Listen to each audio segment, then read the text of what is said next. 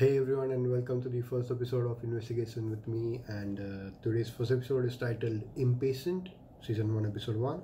And I already made the video before, but the video was 47 minutes long, and I realized that it was too long and most of the people would not understand it, considering that no one wants to sit 47 minutes in front of the video. So I decided I'll read the report myself and I'll make a PowerPoint out of it. And for the stuff I can't make the PowerPoint, I'll just look at the report and explain it to you. So as you can look, Impatient Season 1 Episode 1. So yeah, let's start the episode. Introduction. Aircraft Boeing 777, that's 300 ER. Airline is Jet Airways. It took place on 30th of August 2016. Place of incident was London Heathrow. Total passengers were 231, 13 cabin crew members and 2 flight crew members. Type of incident was late takeoff. So on 30th of August 2016, Jet Airways 117, a Boeing 777, registration Victor Tango Juliet Echo Kilo, departed runway 27 left from London Heathrow at 8:30 UTC. The aircraft departed from an intersection departure from taxiway Sierra 4 Echo and did not use the full length for takeoff, which could have been used from the north side of the runway. After crossing the runway it was supposed to use for takeoff. As per the initial report received from the Air Accidents Investigation Branch, the aircraft crossed the airfield boundary at approximately 13 feet and an adjacent road at 30 feet. This event has been treated serious. So what happened was that the aircraft took a really long time to do its takeoff roll, and by the time it got off the runway had nearly just ended, and it left the runway. It left the ending of the runway at 13 feet, as you can see over here, and it crossed the airport perimeter road at 30 feet. So I guess it must have crossed the public road by anywhere between 50 feet to 75 feet, or maybe even 100. So what happened was, the first time it got reported was when the Air Traffic Services investigation, they obtained a printout that showed that this aircraft produced a lot of noise when departing out of Heathrow. So what happens is, in Heathrow all the noise is monitored when it comes from the aircrafts, and if it's above a certain level, I've heard that the aircrafts and the airlines are fined. So based on this printout, they found out that the aircraft passed at 13 feet and 30 feet. So instead of asking the airline, finding the airline, they reported this incident to AIB UK. Now, as you can see, these are the radar images. The first image you're looking at is a British Airways 777 that was taking off, and I just want you to look at one thing where it says 50 altitude, 50 feet over here. So the aircraft must have started its takeoff roll and it took off from somewhere over here, and by the time it reached over here it was 50 feet. So there's still this much amount of runway remaining, but the aircraft was over here and it was already 50 feet, when as compared to this Jet Airways 777 that took off later afterwards, it started its takeoff roll from here and it was at 0 feet, nearly at the end of the runway, at 0 feet, nearly at the end of the runway. As you can see, approaching threshold, that is the end of the runway, and it was above 50 feet over here. Look at the difference over here. Now a radar is not accurate, it is the time, it has a time delay, but this in reality over here the aircraft must have been like 200 or 100 feet, but you get the point that how low the aircraft was. So another Jet Airways 777 that took off later on is recorded over, not the same aircraft, this is a different one. It crossed 50 feet at this place. This is okay compared to this. This is okay. Jet Airways, I've seen, and based on my experience, I've seen Jet Airways aircraft, they depart very low. I don't know why.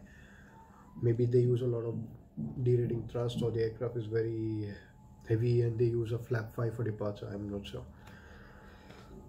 So an investigation was carried out, and they found the error to be on the pilot side. So what you're looking at is the co-pilot. She was a female. This is what she did during the takeoff performance check. I want you to look at two places only. That is this one, intersection. For it has chosen Sierra 4 Whiskey for departure, and the maximum takeoff weight to take off from Sierra 4 Whiskey was 318 tons. Okay, and as far as I know, that day they were 298 tons or something. So that's well below the limit. So they can take off from Sierra 4 Whiskey, but only if they have a takeoff rating of takeoff only. Only TO, not TO1, not TO2. There are different takeoff modes. There is one is TO, there is TO1, and then there is TO2. TO1 is a 10% reduction and TO2 is a 20% reduction. Using takeoff, they get an N1 of 104.6. That is a lot of power, trust me. So yeah, a takeoff from Sierra 4 Whiskey was possible. It was possible. And this is from the captain's side. What the captain did was, instead of selecting Sierra 4 Whiskey, he selected the first 4 option. Now, this is because I'll have to show you the map. Wait one second. So this is what data? Okay, this is Boeing data. I think this is obtained from the quick access recorder. The yellow line is perfectly where all the aircraft was. So I'll tell you why the captain chose first floor, because he was on this side of the runway and he thought that taxiways Sierra 1, Sierra 3, Sierra 4 Echo and Sierra 4 Whiskey came under the first 4. But he forgot that the first 4 is considered from these one. You have to consider these also. It includes 1, 2, 3 and 4. So if I'm not wrong, this is November 1, November 2, November 3, November 4, something like that at Heathrow. So when the captain, oh yeah, as you can see, he selected first 4, the November 1 and November 2 and November 3, those were selected. But the computer thought that the captain was saying November 1, November 2, November 3. But the captain actually meant Sierra 4 Whiskey. He should have selected Sierra 4 Whiskey, and that is where he went wrong. So what happened was that both the pilots discussed their pages, and the first officer saw that the captain had selected the first 4 option and not Sierra 4 Whiskey. The first officer was right, but she saw the output on the captain's side and she thought she must be wrong, so she changed her side. And therefore, automatically what the computer calculated was the average from the first 4 and not from Sierra 4 Whiskey. And also what the computer thinks is how to increase the life of the engine. So it gave a lower thrust rating, that is takeoff 1, a 10% reduction. And it thought the aircraft was going to depart from a full length. This is what the computer thought when the captain selected first 4.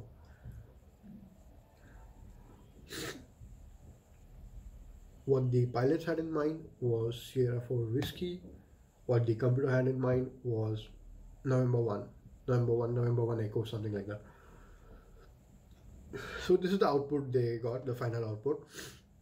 I want you to neglect this full 27 left thing. This is, I'm pretty sure this is wrong. Everything else is right. The speed, wind speed is 1906, outside temperature 20, QN is 1022. Takeoff weight, like I said, 296 tons. Takeoff weight from the load seat, and this is what the captain did that day. Instead, just neglect this full 27 left. He had selected the first 4 over here, and the computer gave that you have to use a flap 15 for takeoff. Acceleration height 1500, speeds 163, 167, 171, VREF 162. They had a selected temperature of 45 degrees. Now I'll show you in the sim. So yeah, a takeoff from Sierra 4 Whiskey was possible, but the pilots would have to require to use a higher thrust rating. As you can see over here, they would have to use approximately 104% N1. With a flap 20 departure, flap 20 in 777s is very rare, trust me. Maximum they do is flap 50, but they do flap 20, but it's rare. And the computer thought that the aircraft was going to take off from the starting of the runway and not somewhere from the middle. It is because the captain chose the wrong inputs, and therefore this is the final AFB output. So the available runway length, if they would, what they should have done is they should have gone for a full length, and they would have got around 3000 meter runway, and from Sierra 4 Echo it was 2500. So this is the final analysis given by AIB. The manufacturer, that is Boeing, found that for the aircraft to meet all regulatory performance requirements, the takeoff distance required was 3349. Now let me tell you that on that day, based on the amount of passengers, the weight, the weather and everything, they would minimum require 3.3 kilometers of runway, but they chose to take off from 2.5 kilometers only. That's big difference. Whereas the takeoff distance available from Sierra 4 Echo was 2.5. The aircraft lifted off within the available distance. Yes, the aircraft is safe, the aircraft took off, but it did not meet the regulatory requirements for an all-engine continued takeoff case. Would not have been able to reject the takeoff and stop in the runway, remaining following an engine failure just below V1. Would not have been able to continue takeoff while meeting regulatory requirements following an engine failure just above V1. So what happens is, aviation is all about precaution and safety. You have to remember these things. That's how aviation works.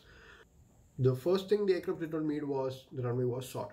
Simple. The second thing was what would have happened if it would have an engine failure just before V1. Then the amount of runway left would have been very less for the aircraft to stop.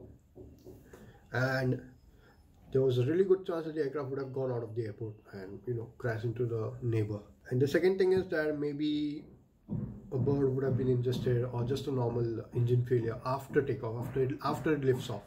So then maybe the one engine would not have been able to provide enough power, and the aircraft would have stalled or just fallen down. And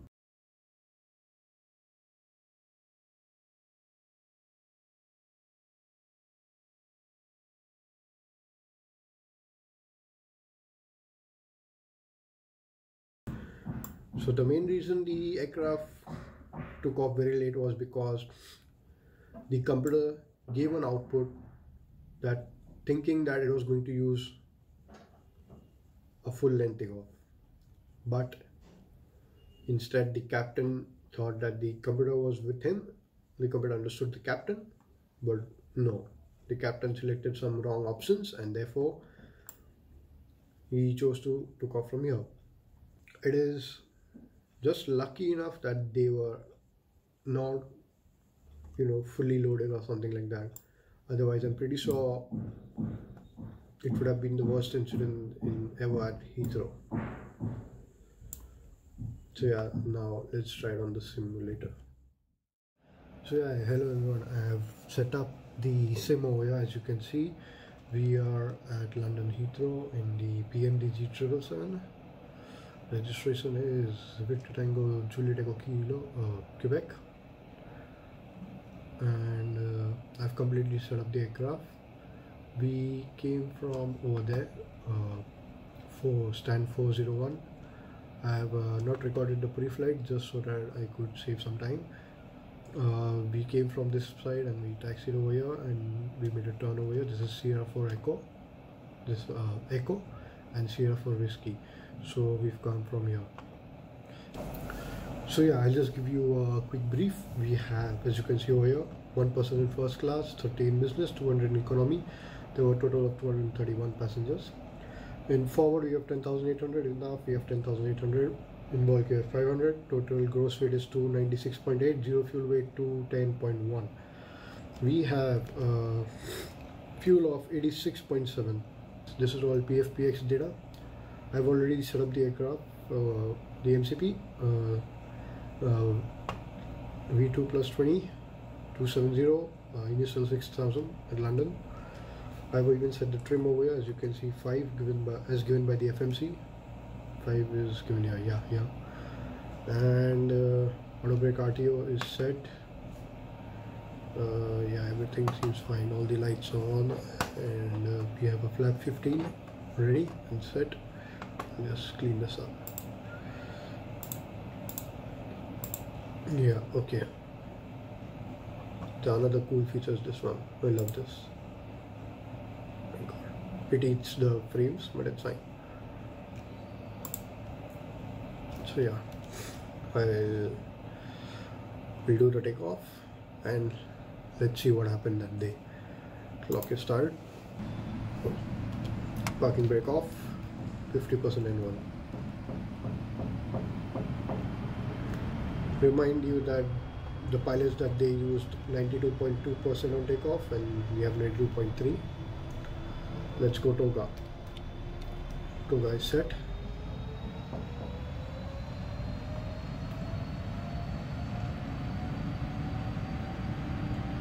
Thrust is set, airspeed is alive. I've got thrust ref. Toga, LNAV, VNAV.